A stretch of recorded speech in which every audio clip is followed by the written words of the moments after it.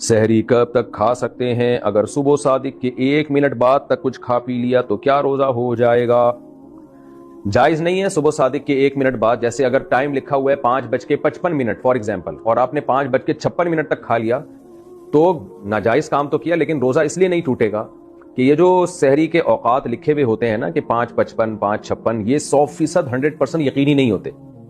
تو اس لیے اس میں الیقین لا یزول بالشک والا قاعدہ چلتا ہے کہ 55 کے بجائے آپ نے 56 پہ کھا لیا, 56 تک 1 منٹ اوپر ہو گیا, تو چونکہ 100% یقین نہیں ہوا ابھی سحری ختم ہونے کا, تو ہم یہی سمجھیں گے کہ گویا ابھی وقت ختم نہیں ہوا, تو یہاں فائدہ پہنچایا جائے گا روزہ رکھنے والے کو. لیکن 2 منٹ ہو گئے تو پھر جو ماہرین فلکیات ہیں وہ کہتے ہیں 2 منٹ اتنی تاخیر ہے کہ پھر آپ دوبارہ قضا کریں اس روزے کی, لیکن اتنی تاخیر درست نہیں ہے.